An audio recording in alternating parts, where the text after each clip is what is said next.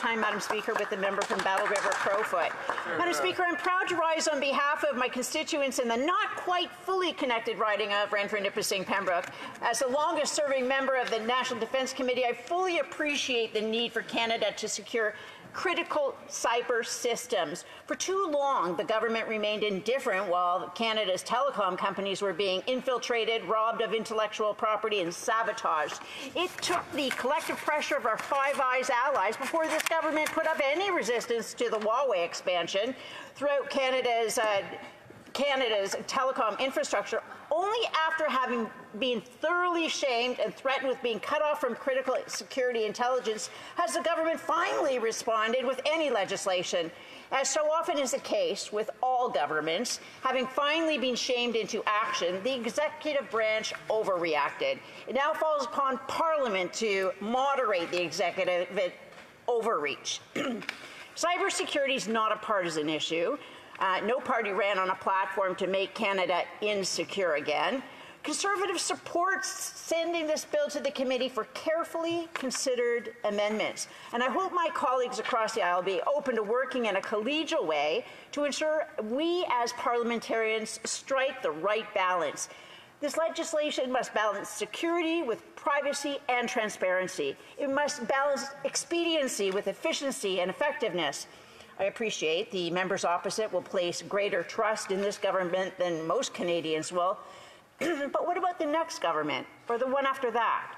Our duty as parliamentarians is to keep not just this government in check, but future governments as well. And to that end, I encourage all parties to work together at committee and bring back a bill we can all support. There are four main issues which need high levels of scrutiny. And as we've seen with the invocation of the Emergencies Act, even when this Parliament gives clear definitions, the executive branch believes it can extrapolate or simply opt for an overly broad interpretation. Now, while this government's being forced to defend its decisions on the use of the Emergencies Act in a public inquiry, Bill C-26 lacks any significant accountability measures while granting even more extraordinary powers, including issuing secret orders. It should not fall upon the operators of critical cyber systems to guess what the government means by immediately. The bill currently grants the government the power to order telecom providers to do anything necessary to secure the telecommunications system.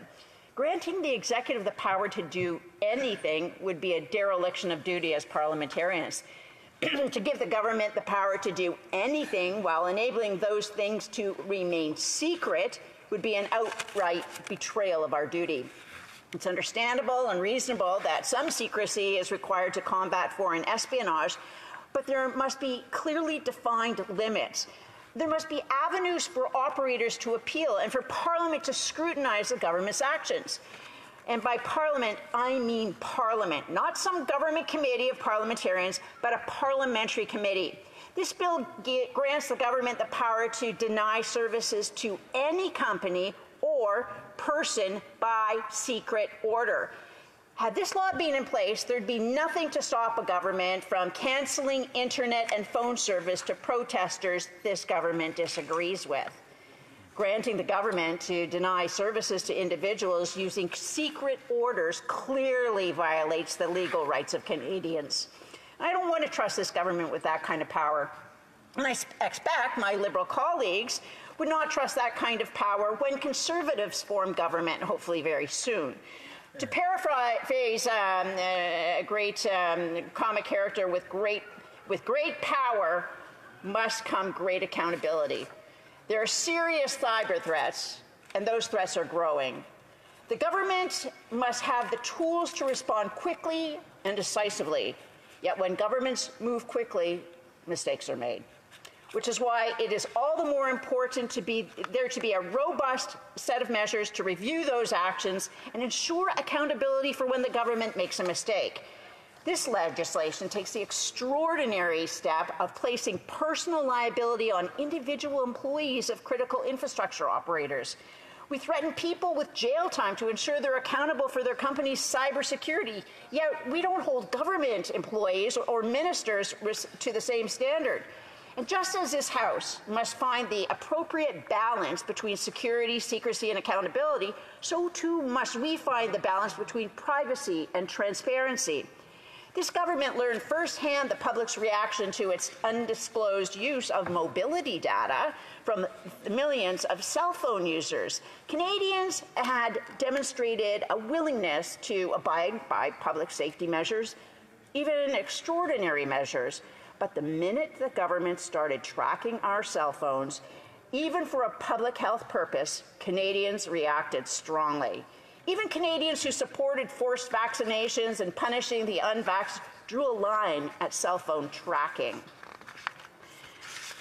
Now this legislation grants even more power to collect data from telecom providers with no restrictions on distributing it to other departments. Even if this data was held by the CRTC, Canadians would be concerned about the privacy. But it's not the CRTC doing the data scoop. It's the Communications Security Establishment. And I appreciate the government feels the CSE is best equipped for countering cyber threats, but the main purpose of the CSE is collecting intelligence from abroad. CSE doesn't report to the public safety minister who's responsible for keeping Canadians secure. CSE doesn't report to the industry minister who's responsible for telecoms regulations. CSE reports to the defense minister. It's fundamentally a different type of organization from CSIS or the CRTC. And this legislation fails to place sufficient limits on what the CSE can do with the data it can secretly order telecoms to provide. In no way is this meant to disparage the work done by the CSE, but as we expand the powers of the CSE, we must also constrain the scope of what it can do with those powers. Madam Speaker, there are just some of the trade-offs that we must consider when this bill goes to committee. Groups such as the Canadian Civil Liberties Association, Citizen Lab, the Business Council Canada have raised several more. The one area none of these groups have touched on, at least to my knowledge, is the role which private citizens can play in securing Canada against cyber security threats. Parliamentarians have studied this both in Defence Committee and with our fellow legislators at the NATO Parliamentary Assembly. Canada can take a lead role internationally in cybersecurity by enlisting the aid of ethical hackers, commonly referred to as white hats. These white hat hackers represent an untapped resource for a country as large as ours. Our critical infrastructure spans a continent. The job of securing it exceeds the capacity of the federal government and infrastructure operators. If we can develop a framework which protects and incentivizes white hackers, we may have a solution. As with the measures already in the legislation, such a framework would involve trade-offs. Even an ethical hacker could unwittingly cause significant cyber disruption and damage, but they can just as easily expose flaws and gaps. Regardless of whether or not the government acknowledges the existence of ethical hackers, they'll continue to operate. And it's better for critical infrastructure operators, public servants, and the Canadian public if we found a way to incorporate them into our defense strategy.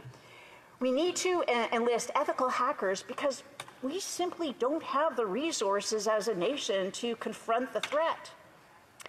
Globally, cybercrime cost reached over $600 billion US in 2021. Investments in cybersecurity were only $220 billion US last year. Between criminals, terrorists, and authoritarian states, the potential for significant damage is accelerating. Our enemies are going to match the best cyber defenses in the world. We don't have the resources to match that of the United States or the EU. That's why we must be even smarter than our adversaries as well as our allies. This legislation is all stick and no carrot. Governments are quick to punish because it's easy. Company X failed to properly secure a critical system, they get a fine. But what if the company innovates and not only prevents an intrusion into their system, but detects a source? This bill requires companies to immediately report intrusions, but what about failed attacks? If Bell, TELUS, and Rogers were to all successfully fend off an attack on the same day, wouldn't that something we want the CSE to know about? Punishing failure is an important deterrent, but rewarding success is a powerful incentive. In this cyber age, we need data to flow both ways, and we can enhance our cybersecurity by taking both a carrot and a stick approach. We must pass robust cybersecurity legislation, but it must not compromise the rights of Canadians. We need a cyber shield and a cyber sword. As a vast, populated nation, full of remote and critical infrastructure, we must be smart and creative in how we utilize every possible resource available, including enlisting white hats. Questions and comments. The Honourable Parliamentary Secretary to the Minister of Canadian Heritage. Thank you so much, Madam Speaker. And it was interesting to follow that speech through with conspiracy theories laid in and so on and so forth. But I guess the most bizarre part of the speech is we hear the Conservatives talk about corporate welfare a lot, but it seems the Honourable Member wants to give money to Bell, Rogers and TELUS for doing their job.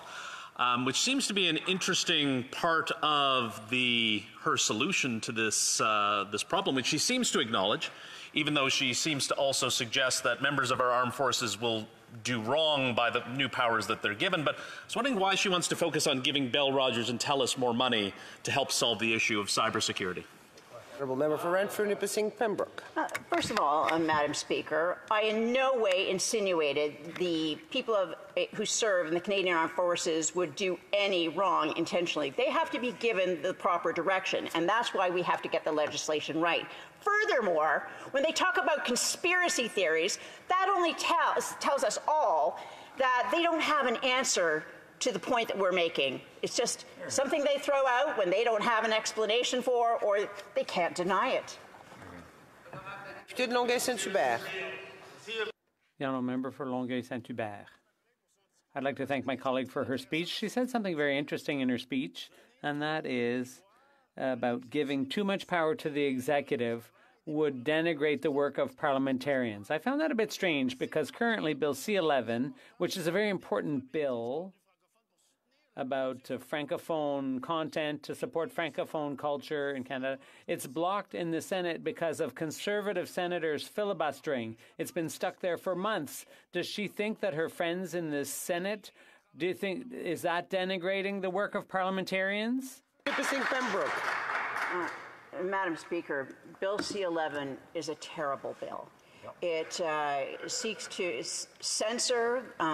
There is no rationale to have such a bill in place. It does no good for any freedom-loving, law-abiding citizen in this country, and it must be struck down. The Honourable Member for Timmins, James Bay. Madam Speaker, I'm not nearly as old as I look.